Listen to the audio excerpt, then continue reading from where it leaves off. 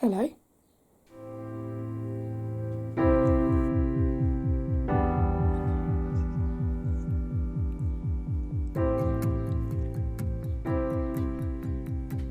Hello, this is Sophie Lawson from sophielawson.com, and this is episode 115 of the Fairies Art podcast, which is a little podcast that I do about the art and things. In this one, we're going to be looking at a little article, but it's going to be a podcast about the art and the things, because we're going to start off looking at talking about fairies, and how I think they might link into this reality and stuff, before we jump into the article.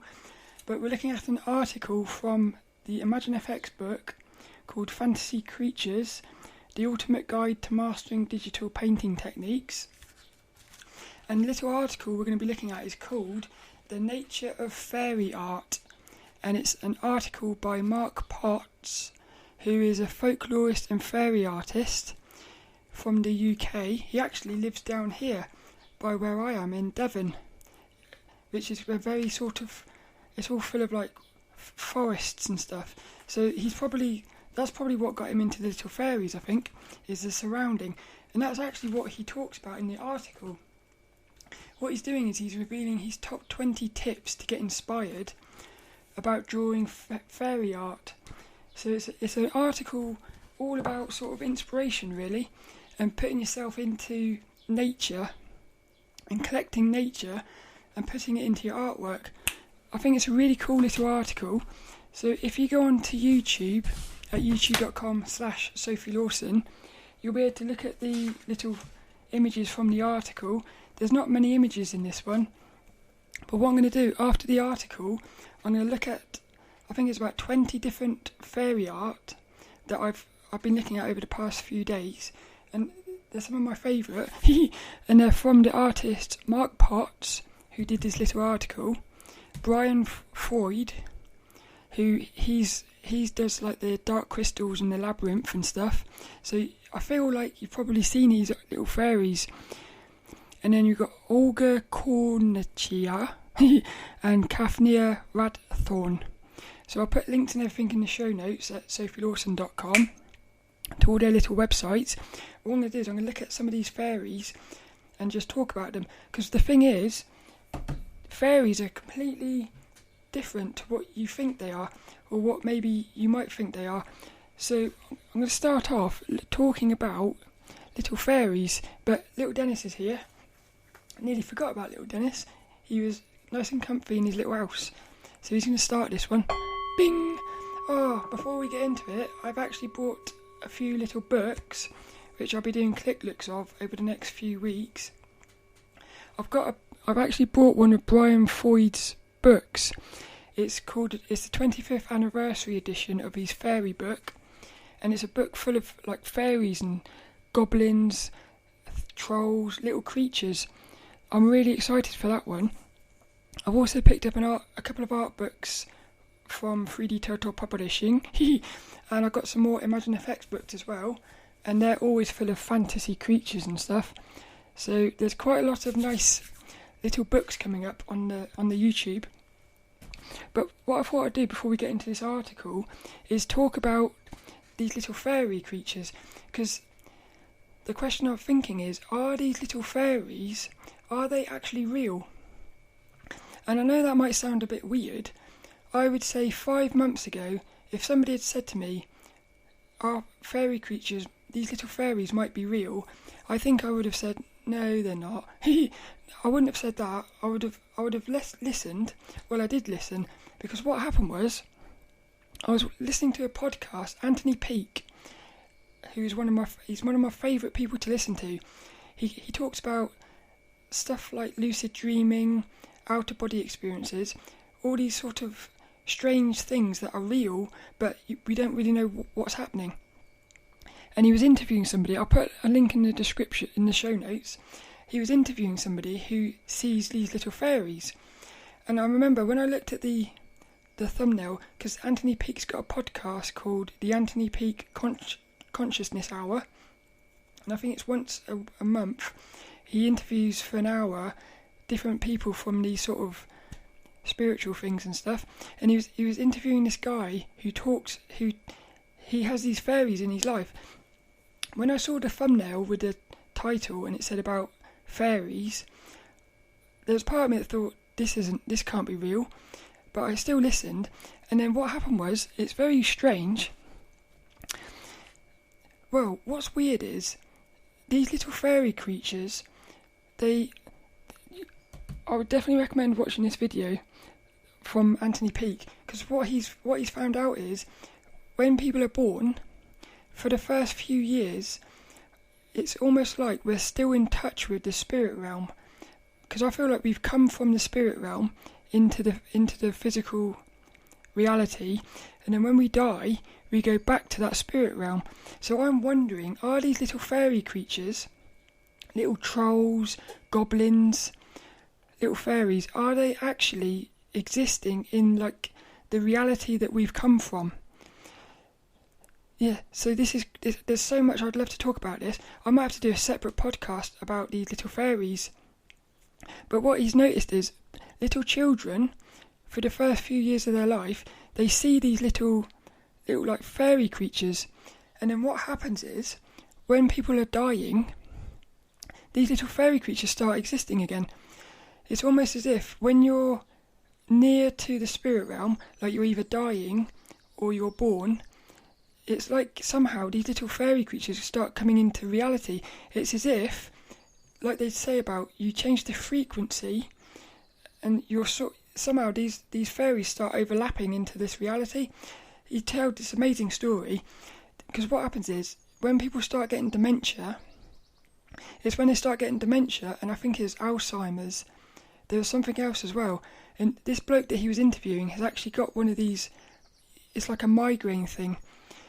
So what happens is, when these migraine things come on, these little goblins will they'll start walking around his world. So he'll be sitting there, and like a little goblin or a fairy will just be walking along a table. He says, amazing. And then he said, I think it was either Anthony Peake's mother, as she was getting into dementia, or it was one of his friends or something, but somebody was sat in their front room, and on the floor was a load of little people. One of them was driving a little police car. So you got all these little people on the floor. Now it sounds a bit bonkers.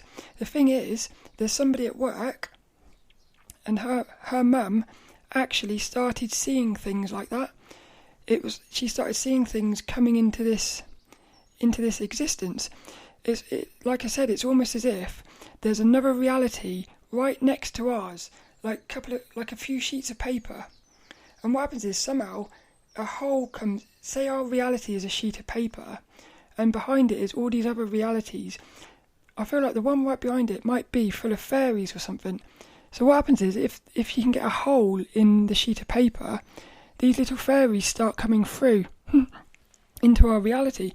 Now, what's really amazing about this is, people who take psychedelics, like DMT and stuff like that, they see these little goblin creatures. And what's really weird is, let's say somebody has never heard about psychedelics before, and then they take a psychedelic, they might see these little goblin creatures. And the thing is, they've seen those little goblin creatures without knowing that they could have potentially seen these little goblin creatures and little fairies and stuff. So the thing is, that means it must be some sort of reality, because there's no way they would have known. If they had known before they went into the psychedelic that they might see these little fairy creatures, then they could have maybe put them into their vision. But the fact that they didn't know, and they see them, and then other people see them, it kind of feels like they are actually going somewhere where these things exist. So what that makes me feel like is it possible the reason so many people draw these little fairies and goblins and stuff is because they're actually maybe part of our history? The direction I would love to go in with this podcast is, because I start wondering whether what happened was, before humans existed, was the earth full of these little goblins and fairies and stuff? And what happened was, they got so advanced, Like, their technology got so advanced, way more than ours could ever possibly do, or way more than we could ever think about at the moment. And they were able to start travelling through space and dimensions and stuff. And what they did was they actually created like a virtual reality. So maybe these little fairies and goblins, they are maybe the ones that created the virtual reality and then put the humans into this virtual reality. And I start wondering whether these little fairies and goblins are actually the grey aliens. Because if you think about it, those grey aliens, when people talk about them, they look like little creatures wearing grey spacesuits. Because they've got these big black eyes, little slits for a mouth, but they don't seem to be animated. They've got no sort of movement in their features, almost as if they're wearing a suit. So I wonder, if you took the little suit off, would those little grey aliens actually be little goblins? And what they've done is they're dressing up as these little grey aliens. It's either they're wearing those space suits because that's how they maybe travel through time. It's like some sort of oxygen system for them or something. Maybe they can't live, or maybe that's just how they travel. It's like they're little, like an astronomer wears a little spacesuit. It could be that, or maybe they are pretending to be these little grey aliens because they don't want us to see that they're fairies and goblins. Because the thing, we're going to get into the article now, but the thing with these little fairies and goblins is they're beautiful, but they're also creepy.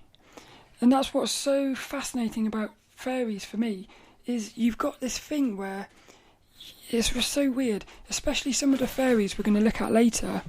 You're looking at them and you're thinking, should I be scared of this or should I love it?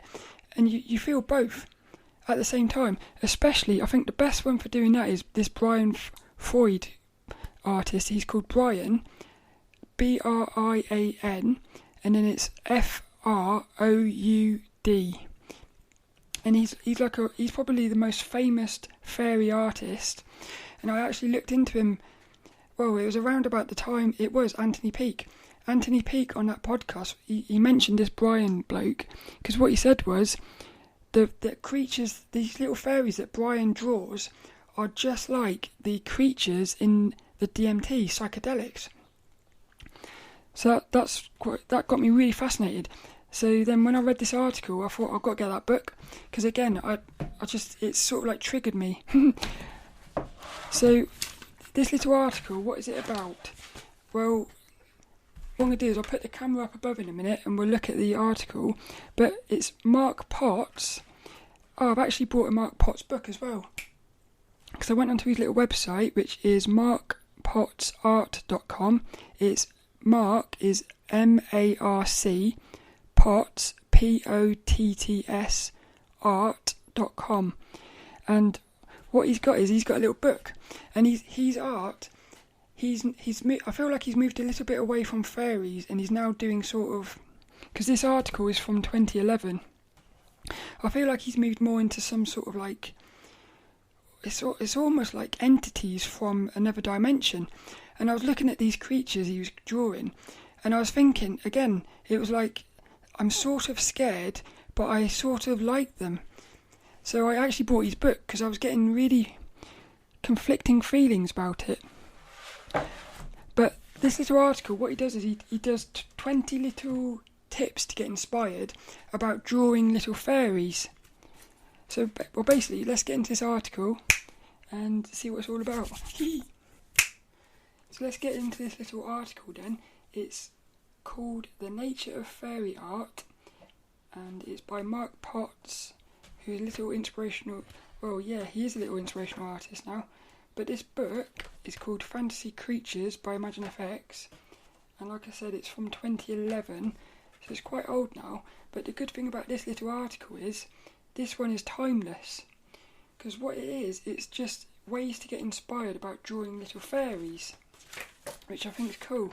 So the main takeaways I got from this article is a bit of a weird one actually, because I feel like a lot of the little tips are almost, you could put them together. So it does feel a little bit like, this is quite funny, it feels a bit like ImagineFX said to Marc Potts, you've got to make 20 tips about these drawing little fairies. And he said, I got 10. And they said, no, we need 20. He said, I got 10. And they said, well, you can't have it. You can't be in the book then. And he said, okay, I got 20. It's almost like he sort of, a lot of them I feel like could be put together. But it's really cool, this. It did really inspire me. It made me want to, it made me want to start drawing little fairies, which is cool.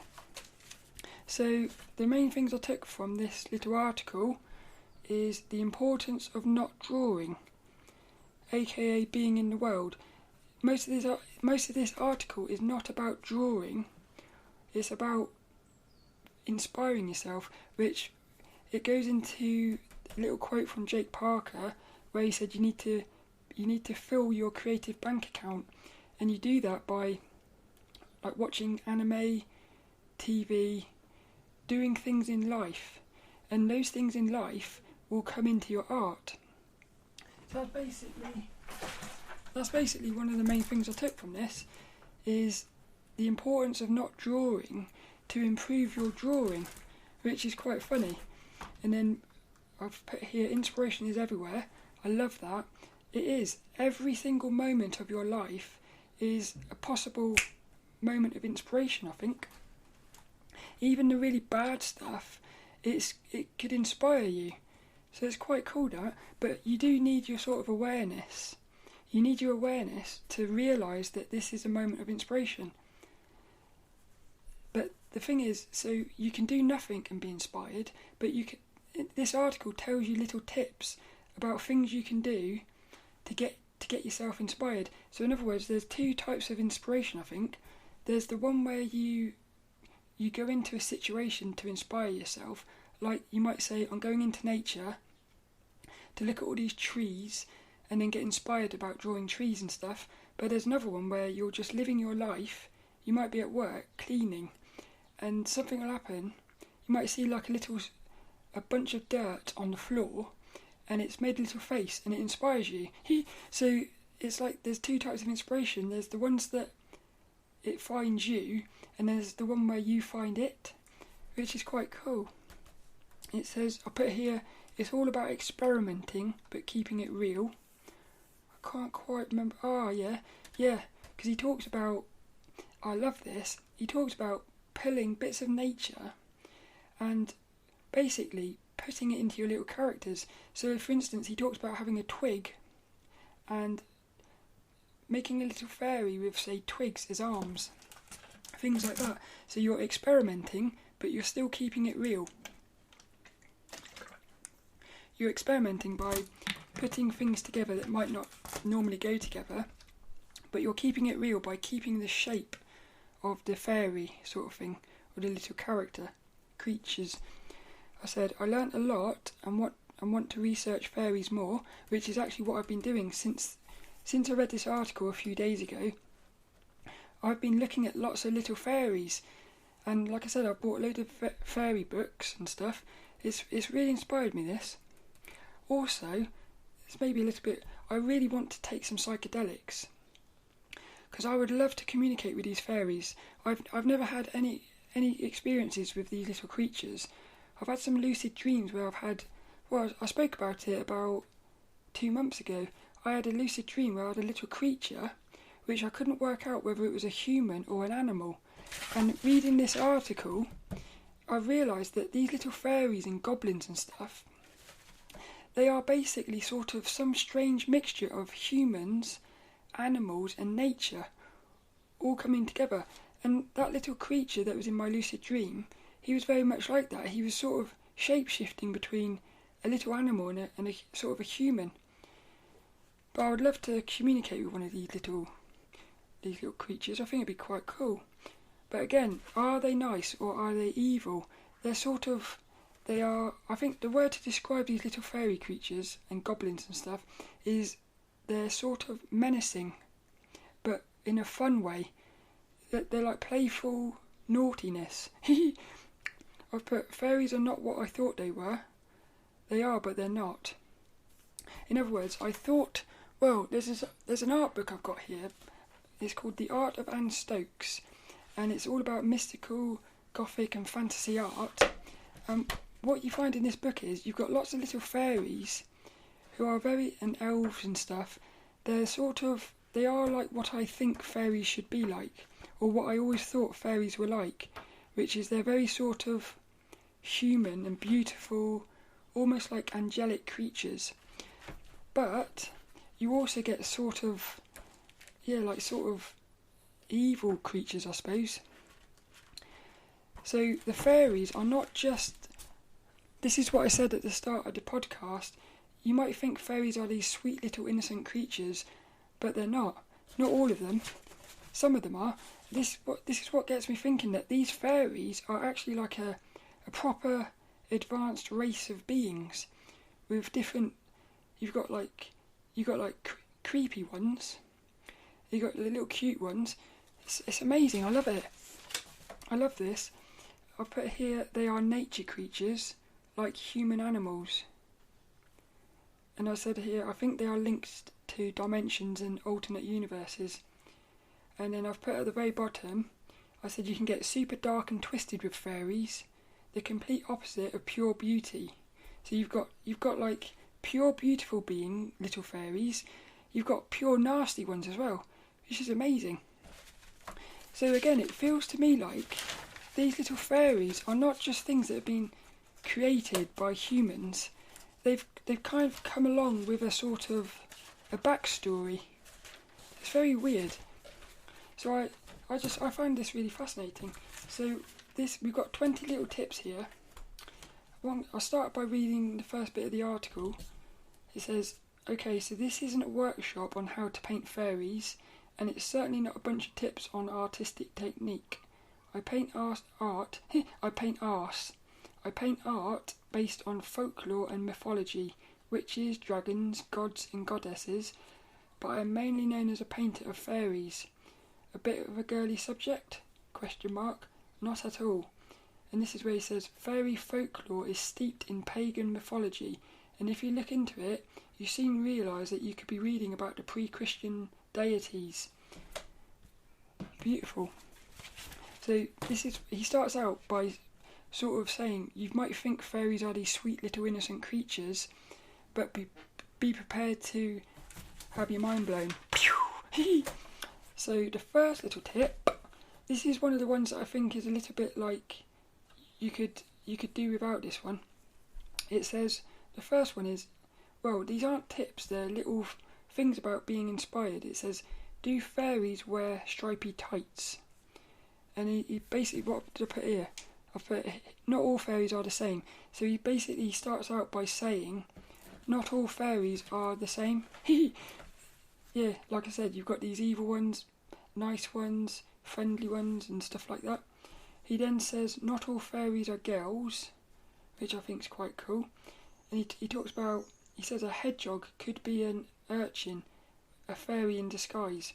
And he's talking about imps, goblins, and he basically lists a load of different types of creatures, like pixies, elves, and these are all often considered male fairies.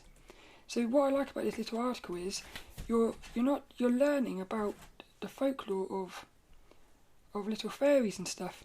Because I didn't really realise that fairies, goblins, I guess I did know, but I didn't really think about it.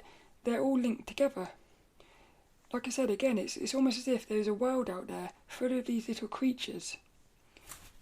And it makes me wonder, artists who start drawing them, are they drawing them from their imagination, or are they sort of drawing them because they already know them, because that's where we come from? Stuff like that. It's a bit weird. Number 3, I've put the big word story, and I've put the background is just as important as the character. The background tells and adds to the story, creates feelings, and then I've put nature. So number 3 is called Scene It, and it says, think about the backdrop. Where would fairies be most likely to lurk? So I just thought, this is cool, because it's not just the little character that you're drawing, the backdrop is just as important.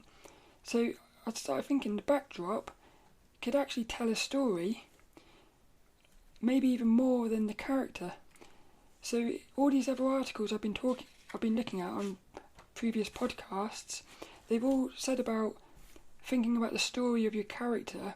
They've never really said about the story of the scene or the story of the setting.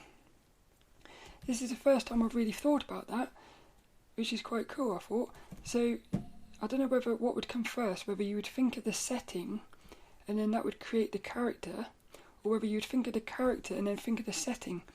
Again, I think it would be sort of, both would be going together, but I like that. It made me think about stuff, which was quite cool. Number 4 is folklore.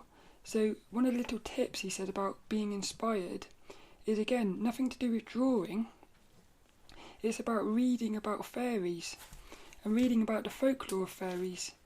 And what did I put here? I said imagination will create characters for you. I love that. Not just visuals that create the visuals. Yeah, it's not just visuals that create visuals. It's quite weird that. Like, by reading, your imagination will be creating the visuals. It's quite cool. So it's like you can get inspiration by looking at things in the physical world, but you can also be inspired by just thinking about things or reading about things. So some of the books he recommends is called A Dictionary of Fairies by Catherine Briggs.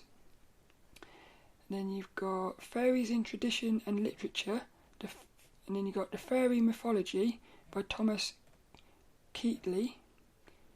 And then he's also got Fairies by Brian Floyd, that bloke, and Alan Lee.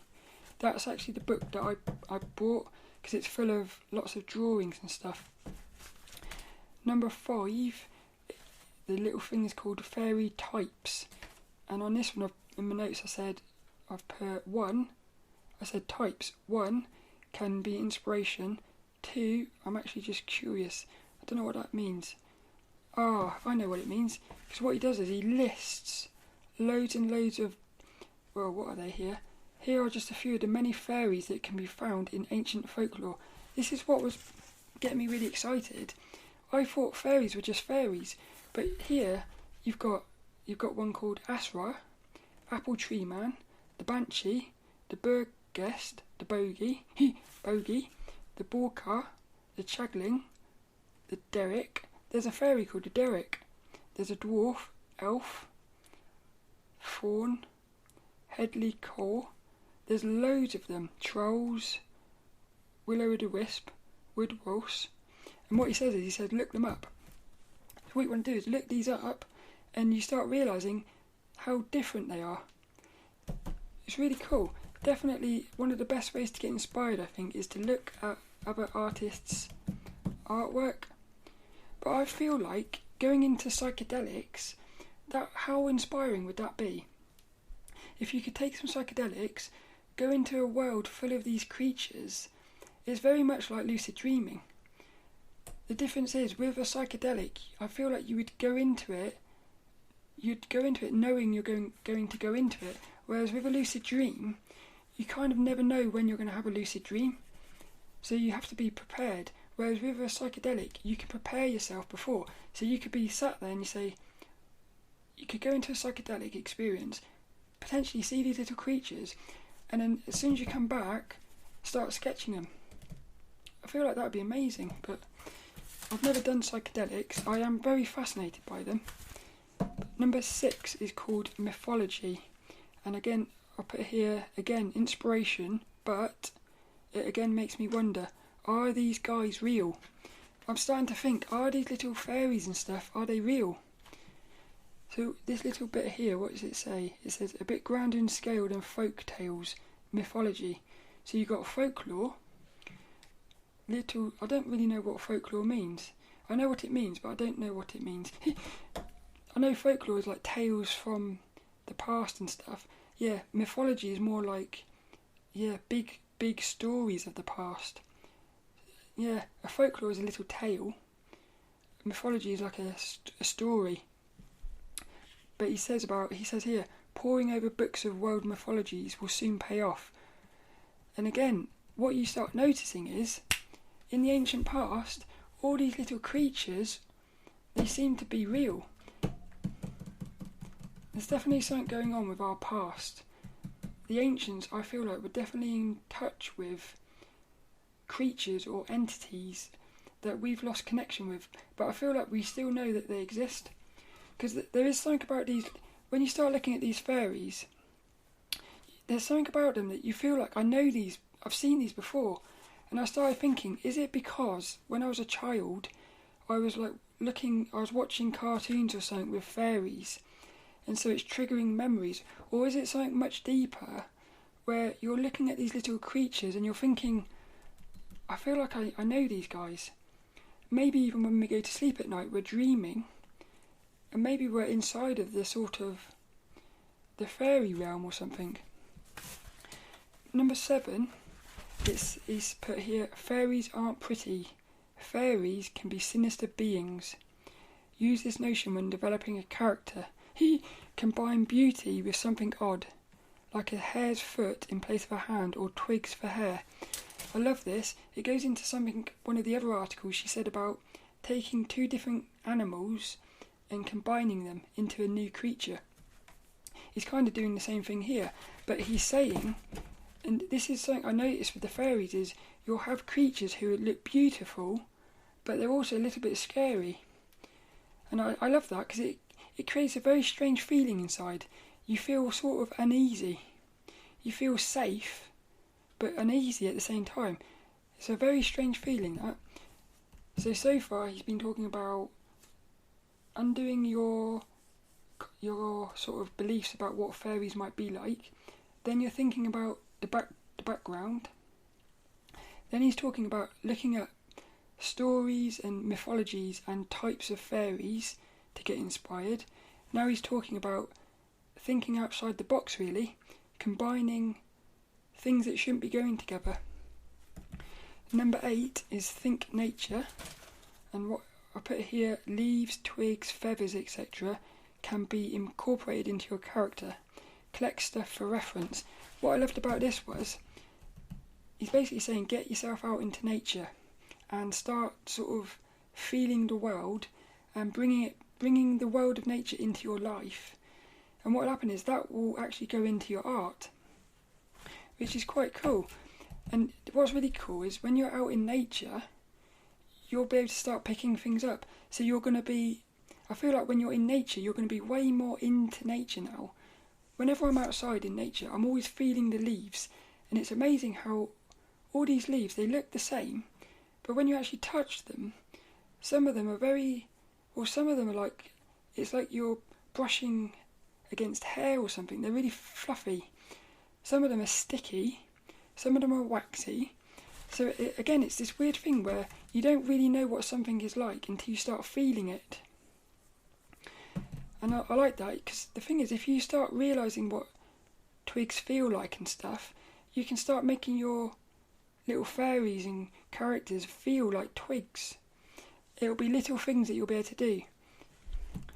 Number 9, he's put, do your research. And what have I put here?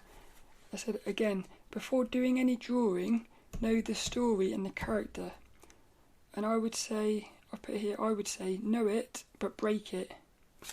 Yeah, see, basically what he's saying is, you've got to do your research about, 1, the world of fairies, so that you get an understanding of like the rules of the fairy world. But once you know that, you can sort of break it. But then you also want to do your research about the drawing. So you want to do the research about the world of fairies, and then you want to pull it down a little bit and do the research about your character and think about the story and, well, like the background and stuff like that. And then he's talking about, should it be clothing? And then if it is going to be wearing clothing, you can make the clothing be like made of leaves and stuff. So even the clothing is going to be sort of nature filled. It's quite cool. It just made me think of something. I wonder whether these little fairies left behind the magic mushroom as a way of communicating with them. Because it's like the magic mushroom is a way of getting into the realm where these fairies exist. So did these little fairies create the the virtual reality that we're inside of, and then leave behind these little magic mushrooms, so that the ones who knew what to do with it would actually be able to communicate with them. Just a little thought that. It's quite funny that. That was number 9. Number 10. This one is called Simulacra. I learnt a new word in this. It's Simulacra. And Simulacra. What's it? Simulacra. Basically, this is from Wiki. It says a simulacrum, which is the plural, and the Latin or whatever it is called simulacra. But basically, it's a representation or imitation of a person or thing, and it's basically like a statue of a goddess or a god. So a little statue is one of these things. So what he's done in here is he's basically saying about. Well, what I've put in my notes, I've put see fairies in shapes within the world, like curtains, etc. Again, this goes into what I said about you might be at work cleaning and there's a pile of dirt on the floor, but it actually creates like a face of a fairy. That's what this is. This simulacra is basically where you see something in the world, which it's not what it is, but it sort of is. I had one of those the other day. I was looking at my bed sheet, and on my bed it looked like a face. I love it when that happens. It's cool. They're quite creepy sometimes though. You get very sort of strange faces like that. And so the next one is he's put colour. So number 11 is colour, and on this I've put nature colours, and I've put add a splash of bright colours, and it will create a glow. That's a good little tip. So he's put here, fairies are the shades of nature, so you can have lots of greens and browns. But he said adding a splash of bright colour to the subdued tones can create a glow. It's quite cool. And he's put don't be afraid to experiment, which I like that. Number 12, he's put get them to pose. And what I've said here, I've put meditate / get outside in nature to feel them.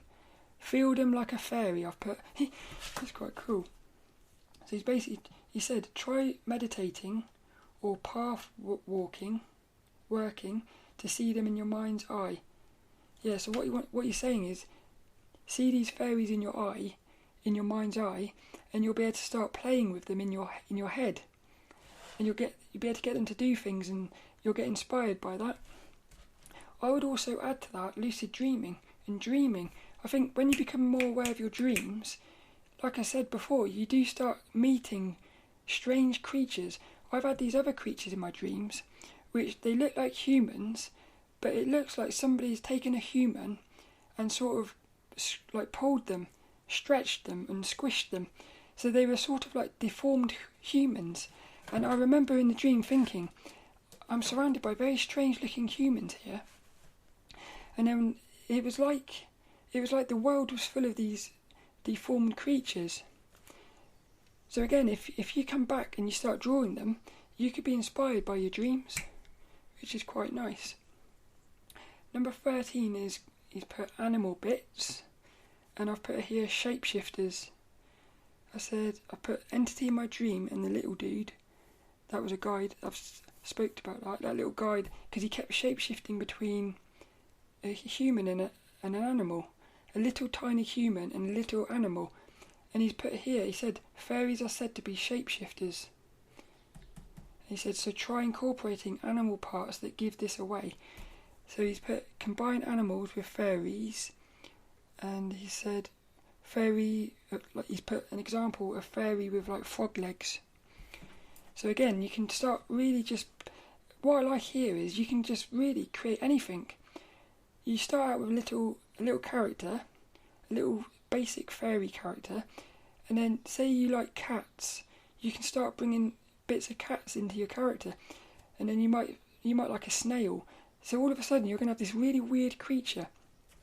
But again, as long as you've studied the mythology and you sort of know the rules of fairies, you can sort of bring all these weird things together that shouldn't be together, but you're still going to be keeping it sort of in the realm of the fairies.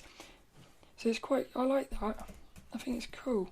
Number 14 is put make them glow. And I've put in my little notes, I've put manifestation of supernatural energy. Yeah, fairies can be considered manifestations of supernatural energy pulsating with light. And he said you could suggest this energy with the flow of a painting using sinuous lines to guide the eye. And he's put, for instance, fairies don't need wings to fly, so they don't need to be structurally perfect. Instead of giving them solid wings, try wings made of light and colour. So it's quite cool. He's sort of, you're getting, it's all, this article is all about inspiration, but it's all about different types of inspiration really. You've got like reading, physical things, mental things, and then you've also got little sort of tips that he's picked up. Because that one with the colour, he was also talking about translucent layers and stuff. So he is sort of giving you sort of actual art tips hidden between the lines really. Number 15, it says suggest a narrative, and I've put think about painting something about to happen or something that has just happened, which goes into something that SVS Learn said. So SVS Learn is this place full of, I'll put a link in the show notes and everything. It's the place that I study from. I love it. It's the Society of Visual Storytelling. And one of the things they said on there, I think they said it on their podcast, they said the best type of drawing or painting is the one where the story is just about, it's telling a story of something that's just about to happen. Like for instance, somebody's just about to slip on a banana. So what that does is it creates the story in the person looking at it, because then the person looking at it, they start thinking, is that person going to fall over on the banana and stuff? So what you're doing is you're making the painting interactive. And the other one is after something's just happened. So you might draw the person having just fallen over, covered in slime or something.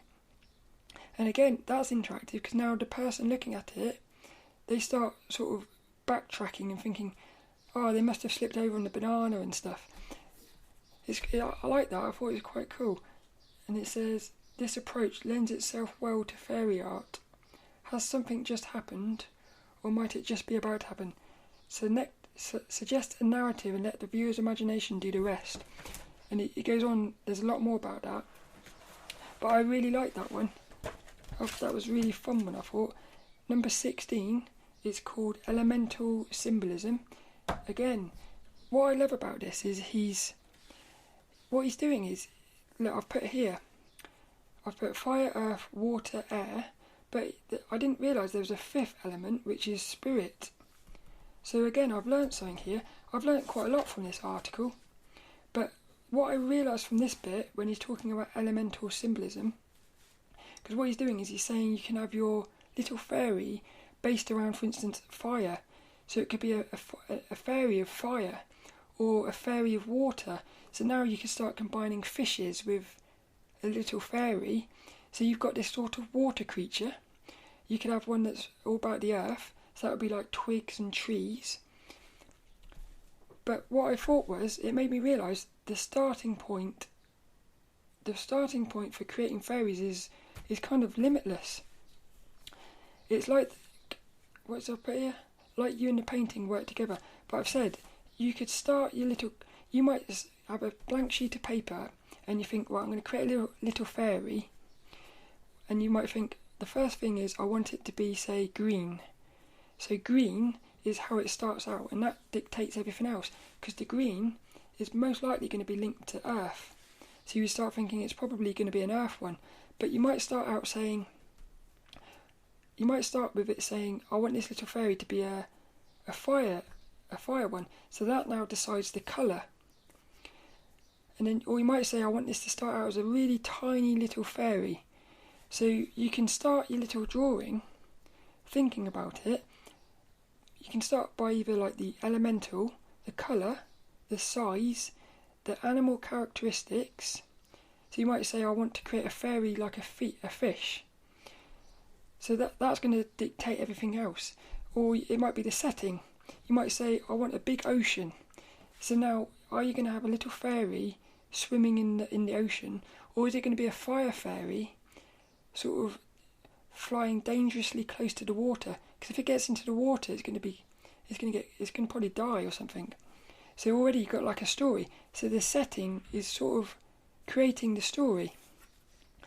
But I love that, because what it means is there's so many ways to be inspired here. Because you might be sitting here thinking, I really want to create a fairy character, but I've got no idea what sort of animal characteristics I want for it. But you might say, okay, I'm going to make one that's green. And then all of a sudden, everything just comes off of that. I thought that was quite nice. And then number 17, he's put sketching and doodling. It says, it sounds obvious and every artist does it, but I'm constantly doodling fairy faces, wing ideas, goblins and dragon heads. And I've put here, always be doodling. That little 5-second doodle may become a character. Yeah, may become a character later. So I like that. I thought it was quite nice. And he says he sketches nature too. He talks about he's not just sketching these little characters, little fairies. He's also sketching like leaves and twigs and stuff. So it's not just the characters. It's also like the world of the fairies and stuff. Number 18 is called The Goddess and the Green Man. Are they the king and queen of fairies? Again, he's talking about how these two little fairies, they could actually be real fairies that existed in the past, as like the king and queen of fairies. So I've put here, fairies have archetypes. Yeah, it's almost like the fairies' versions of God and the devil. Again, it feels so much to me like these little fairies are inside of an actual world. It's quite amazing. He talks about that. I like that a little bit. But number 19 is Fairy Art Masters. So he's already talked about researching via folklore, mythology, types of fairies. Now he's talking about researching and being inspired by other artists. So he's put some of the artists he recommends is, he says, be inspired by those who have gone before. Rackham Dullock, John Booher or Richard Dodd, John Astor Fitzgerald, Joseph Noel Clayton, and it says they took inspiration from folklore and Shakespeare. And he says also look at the masters of natural history art. So again, I thought that was quite nice. What have I put here? Fairy art masters, let them look into them. Yeah, list them. So I like that because it's almost like, let's say you sit down to do a drawing of a fairy. You know you want to do a fairy, but your mind is blank. You've got nothing. Well, what you could do is you could go and have a look at other artists' little fairies, and that might inspire you. So there's so many ways to be inspired. Number 20 is, it says, there are no rules. And I've put it here in my notes, I said no rules, with a big smiley face. And it says, I've put, this article was inspirational. I like that. And he says, you can ignore all of the above and paint what you like. It's not that there are no rules, more that as with the world of fairies itself, the rules are weird, and the possibilities of your imagination really are endless. And that's actually this week's little inspirational quote. I thought that was a beautiful way to end the article.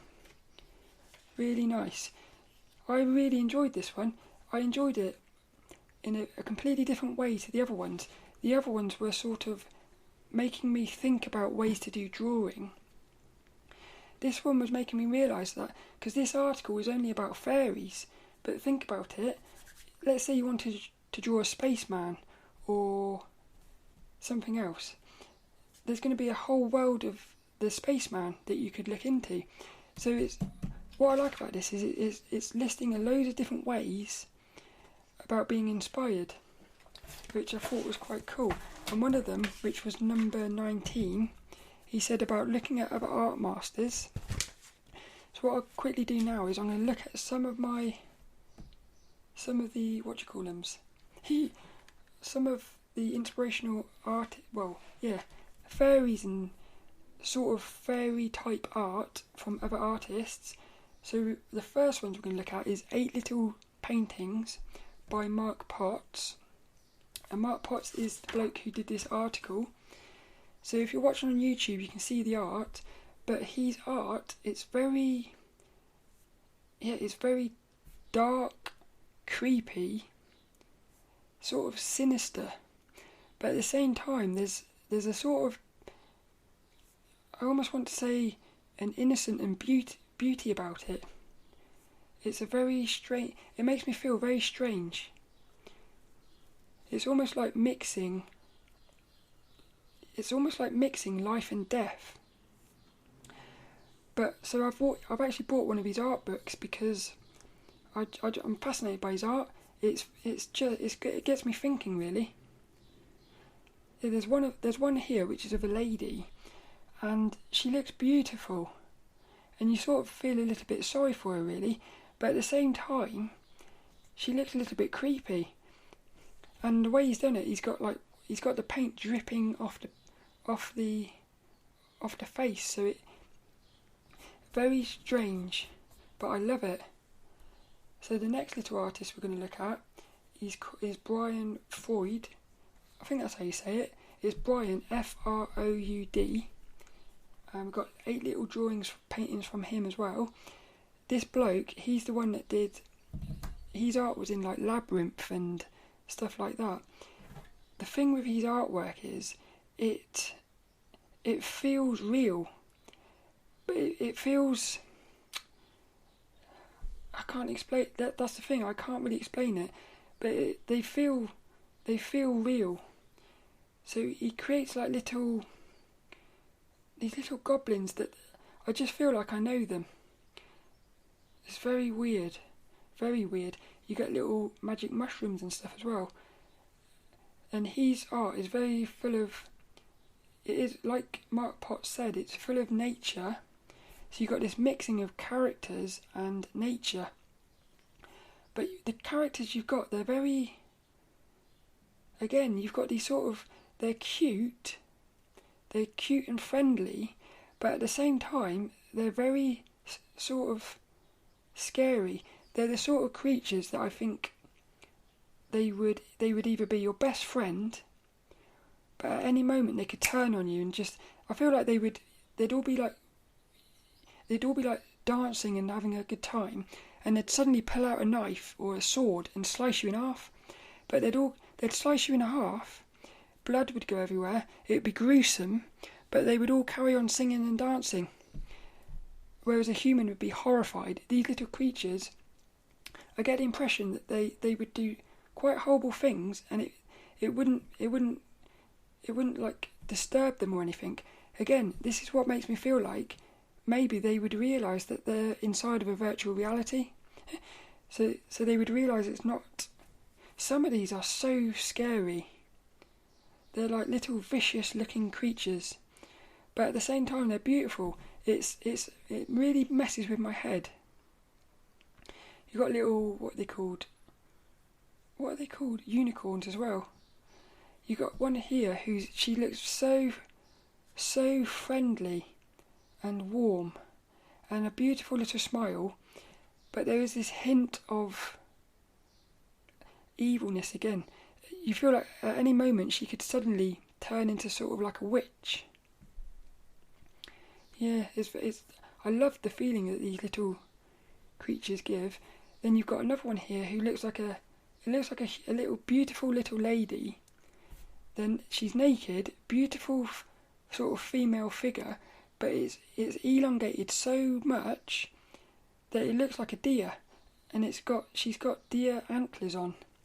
So her body looks female, but it also looks like an animal. It's quite weird.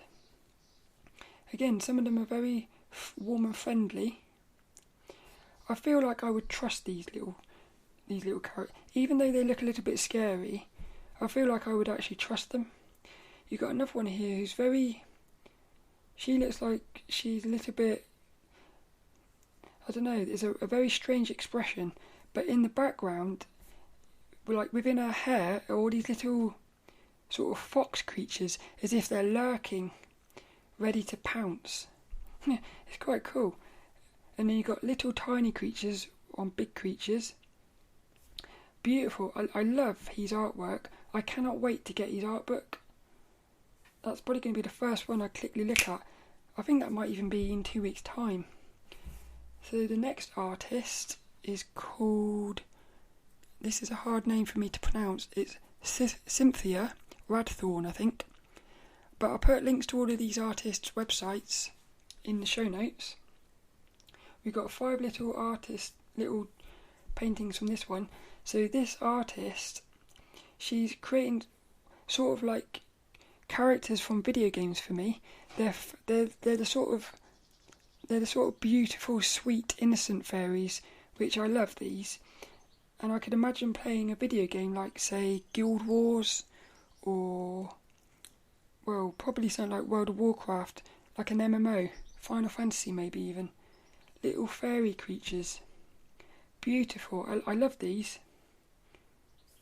These are very beautiful. Again, we've got a little unicorn, but a little baby one, which is quite nice. And what I've noticed is their little wings of the fairies, the wings seem to be based around creatures. So one of them is like an insect wings, and another one is like butterfly wings. So you kind of got like a human with the animal is in the wings.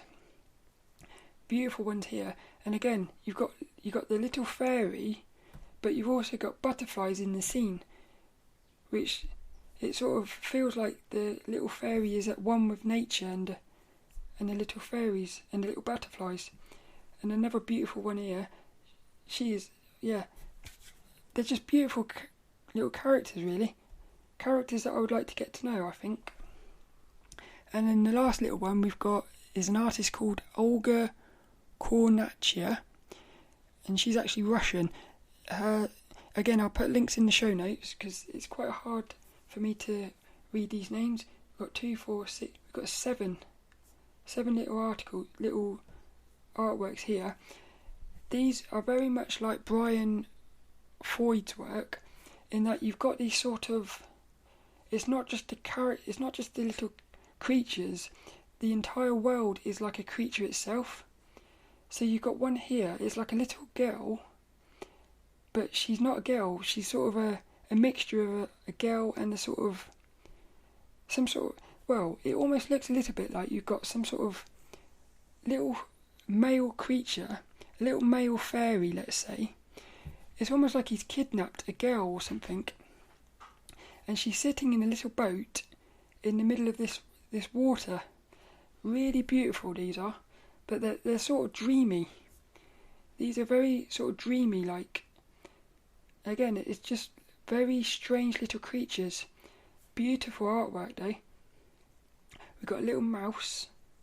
Because again, the world of the fairies is not just the fairies. It's the sort of magical animals and stuff. We've got these weird little creatures. It's almost like dragons. It's like a little friendly dragon, I suppose. Very, very, very strange little creatures. And the thing that's weird is it all looks cute and nice, but you've got human skulls scattered around on the floor. So there's this hint of sinisterness, which is a bit weird. This one, I love this. It's a lady, beautiful little lady, lying in bed, dreaming, and by the side of her bed is this very strange creature. It looks like a fluffy human bird creature thing, but again, it looks beautiful. But the little human bird creature is standing over the top of this girl, playing with her hair. Again, is a hint of sinisterness. Very strange. And then we've got another one, which is like I suppose it's like a witch fairy, riding on a flying goat, having kidnapped a little girl. So again, we've got this really creepy sinisterness about it. I really recommend looking into these artists because their artwork is amazing. I think this is the final one. The final one we've got is a little girl. Again, is she sleepwalking or something? She's just walked down a little spiral staircase, and at the bottom is a little guy. He's like a little fluffy monster. He looks, again, cute but scary. And it looks like what he's done is he's lured this little girl into his little lair. Like, and is he going to eat her or something? But the fact that she's sleepwalking, it makes me feel like, are these little creatures part of the dream realm? And what they're doing is they're pulling us in via the dreams and stuff like that.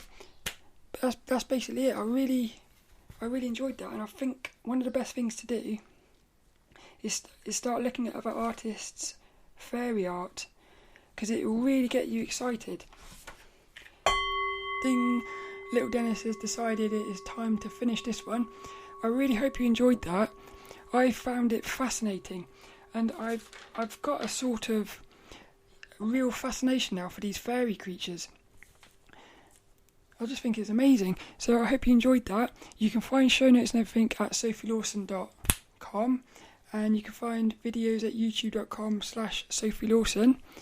I'll be doing the Click Look books soon, probably next month, the month of July. I think I'll be looking at actually it might be next 2 weeks' time, I'm not sure.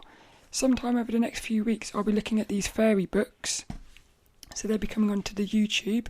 But all that's left is this week's little inspirational quote, and it actually goes to Marc Potts from this article. Really nice little quote. It is, "The possibilities of your imagination really are endless." I love that.